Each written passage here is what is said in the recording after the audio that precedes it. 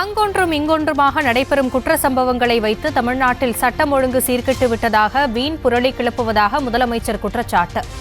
எதிர்க்கட்சியாக இருந்தாலும் சரி, அவர்கள் கூட்டணி வைப்பதற்கு துடித்துக் கொண்டிருக்கும் கட்சியாக இருந்தாலும் சரி, ஆக்கப்பூர்வமான அரசியல் செய்யுமாறு வேண்டுகோள்.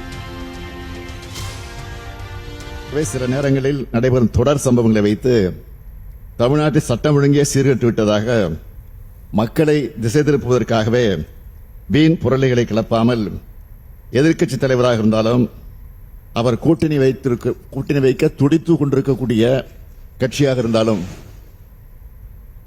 ஆக்கப்பூர்வமான அரசியல் செய்ய முன்வாருங்கள்.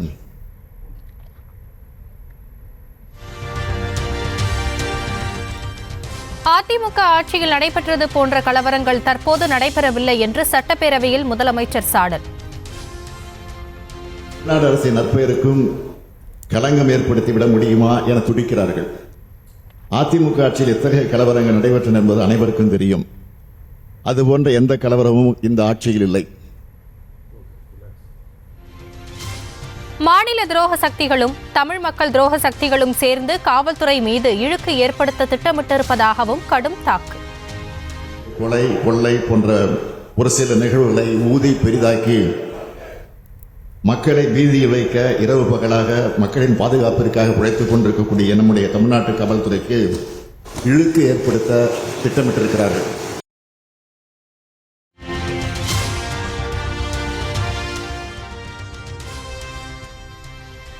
4 ஆண்டுகால திமுக ஆட்சியில் குற்றங்கள் குறைந்து வருவதாக சட்டப்பேரவையில் முதலமைச்சர் மு க ஸ்டாலின் விளக்கம். தவறு செய்தவர்கள் எந்த கட்சியை சேர்ந்தவர்களாக இருந்தாலும் உடனடியாக நடவடிக்கை எடுக்கப்பட்டு வருவதாகவும் உறுதி. புகார்களின் மீது உடனுக்குடன் நடவடிக்கை எடுக்கப்பட்டு வழக்கு போடப்படுகிறது. வழக்குகள் கண்டுபிடிக்கப்படுகின்றன. எந்த கட்சியை சார்ந்தவராக இருந்தாலும், ஆளுங்கட்சி சேர்ந்தவர்கள் இருந்தாலும் அவர் மீது வழக்கு போடப்படுகிறது, தண்டிக்கப்படுகிறார்கள், கைது செய்யப்படுகிறார்கள். இதுதான் உண்மை. தமிழ்நாடு அரசின் நற்பெயருக்கும். சட்டப்பேரவையில் முதலமைச்சர் பேசிக் கொண்டிருந்த போது அமளியில் ஈடுபட்ட அதிமுக எம்எல்ஏக்கள் வெளியேற்று.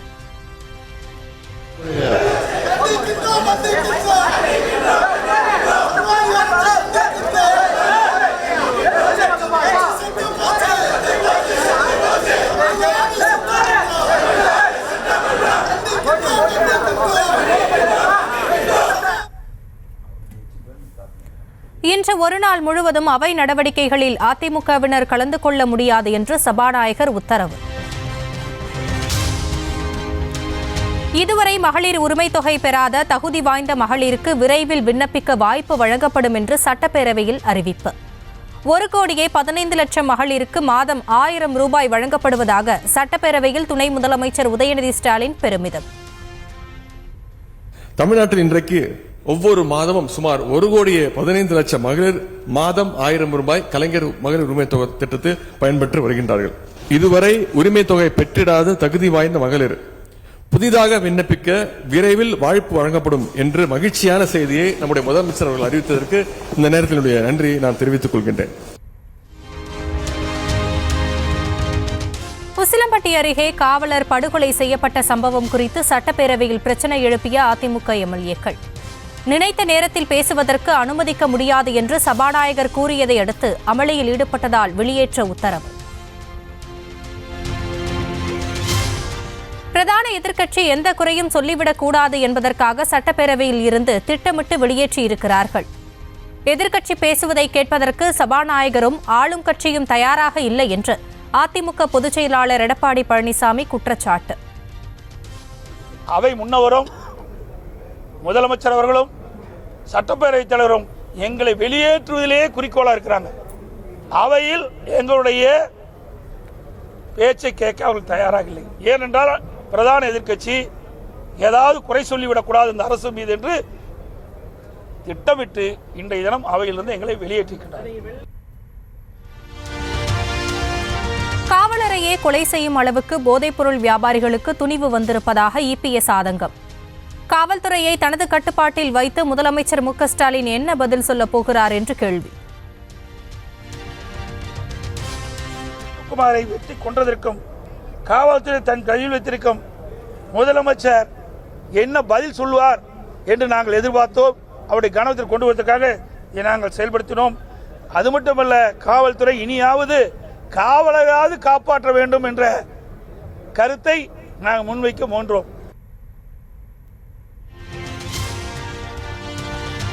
மதுரை மாவட்டம் உசிலம்பட்டி அருகே காவலரை கொலை செய்த நபரை விரைவில் கைது செய்ய வலியுறுத்தல். காவலரின் உடல் வைக்கப்பட்டுள்ள உசிலம்பட்டி அரசு மருத்துவமனை முன்பு உறவினர்கள் திடீர் சாலை மறியல்.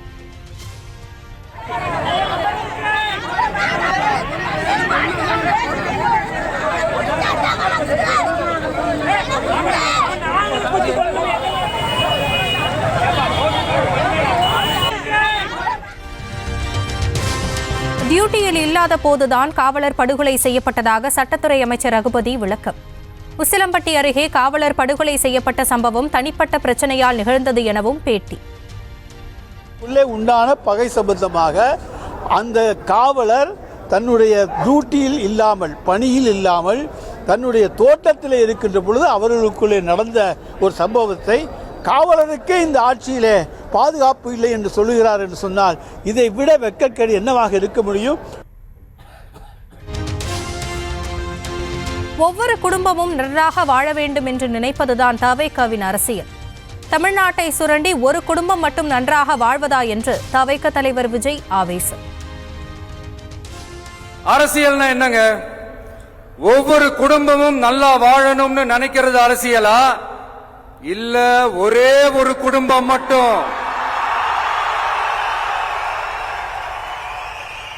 தமிழ்நாட்டை சுரண்டி நல்லா வாழணும்னு நினைக்கிறது அரசியலா? நீங்களே சொல்லுங்க, எது அரசியல்? எல்லாருக்கும் நல்லது நடக்கிறது தானே அரசியல். அதுதான் நம்ம அரசியலும். எந்த கட்சிக்கும் இல்லாத நெருக்கடியை தவேகாவுக்கு கொடுப்பதாக குரல் உயர்த்திய விஜய்.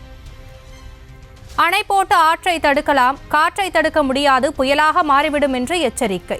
நேத்து வந்தவெல்லாம் முதலமைச்சர் ஆகணும்னு கனவு காண்றான்னு சொல்றீங்க. அது நடக்கவே நடக்காதுன்னு சொல்றீங்க. அப்புறம் ஏங்க எந்த கட்சிக்கும் இல்லாத நெருக்கடியை தமிழக வெற்றி கழகத்துக்கு மட்டும் போட்டுக்கிட்டே இருக்கிறீங்க? அணை போட்டு ஆத்த வேணும்னா தடுக்கலாம், காத்த தடுக்க முடியாது. அதையும் மீறி தடுக்கணும்னு நினைச்சீங்கன்னா சாதாரணமா இருக்கிற காத்து சூறாவளியா மாறும். ஏன் சக்தி மிக்க புயலா கூட மாறும்.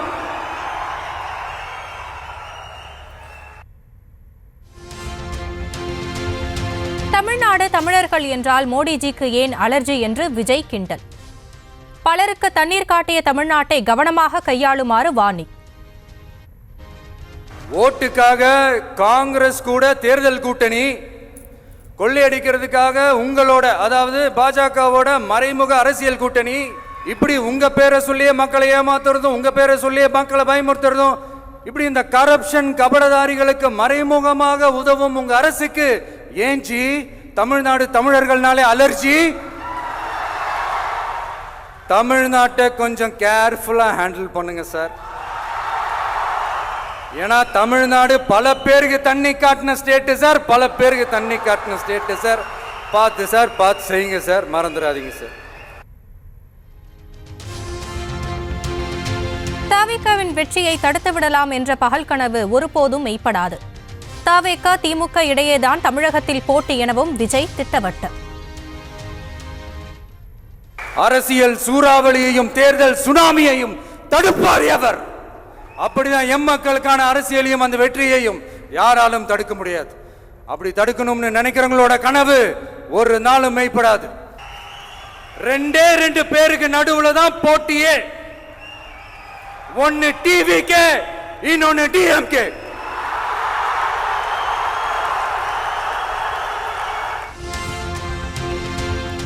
தமிழக வெற்றிக் கழக பொதுச் செயலாளர் புசி ஆனந்தை வருங்கால முதலமைச்சர் என்று குறிப்பிட்டு போஸ்டர்.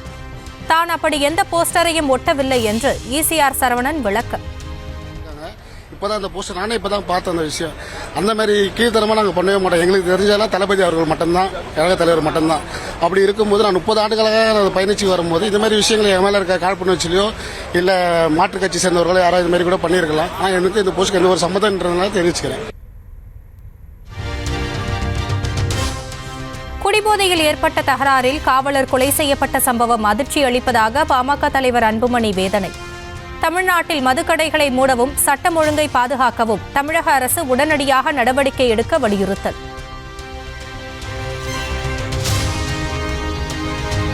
மதுரை தனியார் மெட்ரிக் பள்ளியில் ஆண் டெய்லரை வைத்து மாணவிகளுக்கு சீருடை அளவெடுக்க வைத்ததாக எழுந்த புகார். தேனியை சேர்ந்த 2 டெய்லர்கள் மற்றும் பள்ளியின் ஆசிரியை ஆகியோர் போக்சோ சட்டத்தின் கீழ் சிறையில் அடைப்பு. சென்னை திருவிக நகரில் சமூக வலைதளங்கள் மூலம் பள்ளி மாணவிகளிடம் பழகி பாலியல் வன்கொடுமை.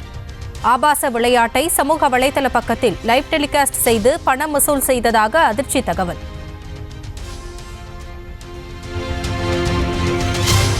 சிறார்களை பழக வைத்த ஆபாச வீடியோக்களை தயார் செய்வதில் செல்போன் கடைக்காரருக்கு முக்கிய பங்கு என்று தகவல். தலைமறைவாக உள்ள செல்போன் கடைக்காரனுக்கும் வீடியோவை லைவில் பார்த்து ரசித்தவனுக்கும் போலீஸ் வலைவீச்சு.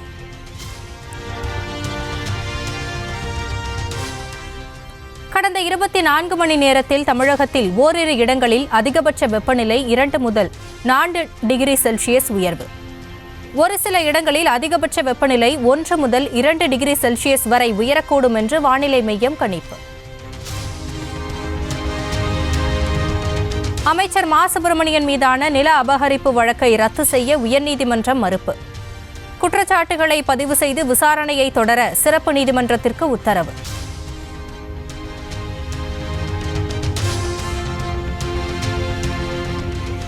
பழைய வழக்கில் வாரண்ட் இருந்தும் குற்றவாளியை கைது செய்யாமல் பணியில் அலட்சியம் என்று புகார்.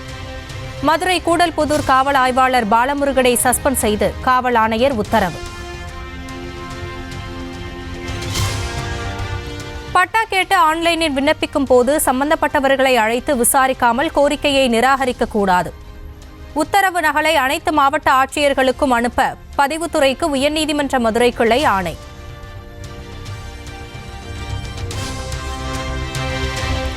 தங்கத்தின் விலை சவரனுக்கு 67,000 ரூபாயை நெருங்குகிறது. இன்று ஒரே நாளில் 840 ரூபாய் உயர்ந்து 66,720 ரூபாய்க்கு விற்பனை.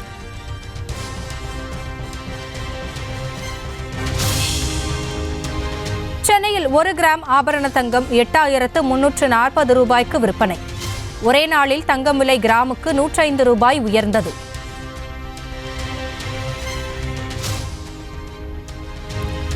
இரண்டாவது நாளாக டெல்லியில் முகாமிட்டுள்ள தமிழக பாஜக தலைவர் அண்ணாமலை, அமித்ஷா உள்ளிட்ட முக்கிய தலைவர்களை இன்று சந்திக்க வாய்ப்பு.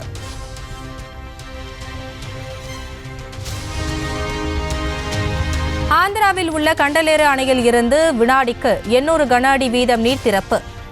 ஊத்துக்கோட்டை அருகே 0 பாயிண்டை வந்தடைந்த கிருஷ்ணா நதி நீரை மலர்தூவி வரவேற்ற அதிகாரிகள்.